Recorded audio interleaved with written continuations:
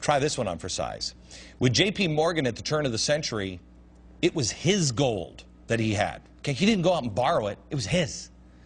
This isn't the government's gold that they're bailing them out with now. Where is the government borrowing the money to control the banks? China. Why is this bad? Why shouldn't we borrow all this money from China? They'll give it to us. What? It's just money.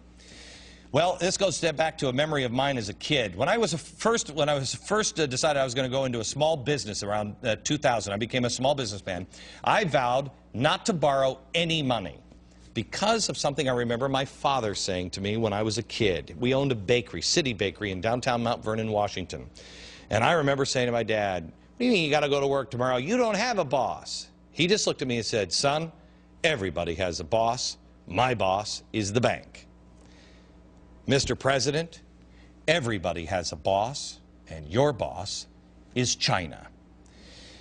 When we found out that China was selling our children lead-painted toys and poisoned dog food, do you remember that? Do you remember anyone saying, "Why isn't George Bush really saying anything?" Imagine if an American company or a British company were selling kids chewable lead-based toys and poisoned dog food. You think we wouldn't have hammered the bat snot out of them? Of course we would. Why didn't we say anything to China? Well, the same reason you usually don't go up to your boss and stick your finger in his chest. You don't bite the hand that feeds you. China, I hate to break the news to you, now rules the world. Wait until you see tomorrow's episode. Worse, the White House now has gone further for China. The White House now has told our spy agencies to lower the priority placed on intelligence collection on China. What's that mean? I am told by contacts within the CIA that we only experience cyber attacks from China on a daily basis. When we can't say to somebody, "Stay away from our secrets," because we'll lose their money, we have become slaves to them. But beyond just being afraid to stand up to them, is it possible that this is some sort of payment to the Chinese? By not tracking their spy activities as aggressively as we always have, are we just actually paying a higher interest rate on our loans? Think about this. How much did our stealth technology cost? Now, if we don't catch them stealing our stealth technology, what is that? Is it possible that's payment on the principal? I said before, as soon as China demands a higher interest rate for all these loans that we can't pay back, it's over. Everyone said, "No, that'll never happen. China needs us to buy their crap." Really? Nobody will buy their bamboo umbrellas except us? What is this move by Obama to say, "Hey, let's stop looking at them so much"? We're already hearing, as we did during the State of the Union address, that the worst of this financial crisis is over. No. They're going to start pointing to the GDP growth in the fourth quarter of around 5.7% as proof that they fixed the problem. They haven't. They haven't spent 2/3 of the stimulus money yet. Why? Is it possible they're saving it for when things really start to look bad? During election season this fall. The progressives need it to look like our economic problems have been solved. But they haven't. They've only been made much, much worse. Because? Debt. The debt. The fact that all of this is unsustainable. Our debt is $12 trillion on the top line, but the unsecured loans are $107 trillion. There's no J.P. Morgan that can loan us $107 trillion.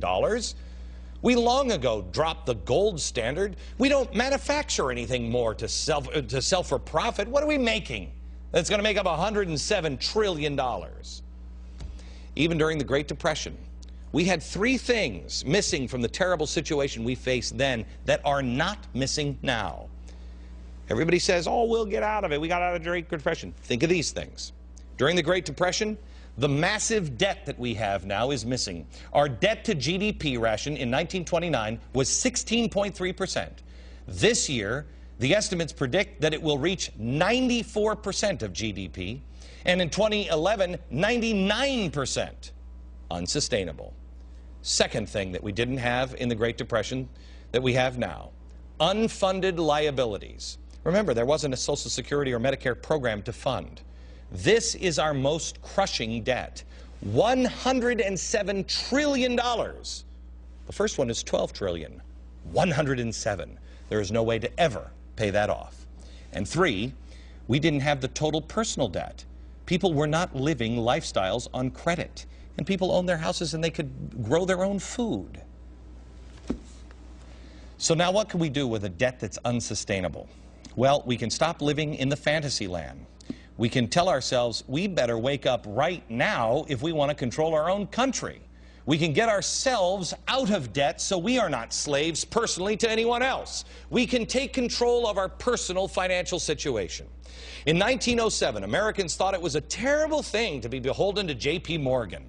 We believed that it gave him too much clout and influence over the government. But today, we're infinitely more beholden to communist China. The $65 million that J.P. Morgan loaned to the government in 1895 is equivalent today to $1.6 billion. We spend that. I think we started spending that and probably finished by the time this monologue is over. Our current debt is $12 trillion, and we've promised $107 trillion more. Who owns us? Better yet, who owns our children? Quite honestly, I'd like to go back to 1895. I'd rather be owned by J.P. Morgan. At least he was a capitalist American, not communist Chinese. But we're doing it to ourselves. You might say, oh, Glenn, that's ridiculous. China's a great trading partner. Really, there's no problem. Remember the poisoned toys and poisoned dog food? Yeah. How about this one, the Clinton influence buying scandal? Hey, remember that we sold seaports in California to China back in the 90s? And now we're taking them off the spy list and saying, don't look so hard over there. Do you really think they're not going to steal anything? Really? May I show you the cover of a book over in China? This is great. Here it is. You gotta make this big. Bring this up. Look on the corner. Recognize that little boy there in the corner with the glasses? Yeah, it's Harry Potter. This book popped up in China before the ink was even dry. Unauthorized, incredibly bizarre stories, stealing J.K. Rowling's beloved characters and work everywhere. They were everywhere in China, including a version of the boy wizard as a fat, hairy dwarf. China's response? We're looking into it. What? Our national debt has become a freakish, fat, hairy giant, stealing from our children's future and dishonoring our founders and everything they stood for, and quite honestly, I think, dishonoring us in the eyes of the rest of the world, and more importantly, in the memories of our children. Now ahead on the program, Bill O'Reilly, and next, the Super Bowl and health care. Oh, you'll love this. Next.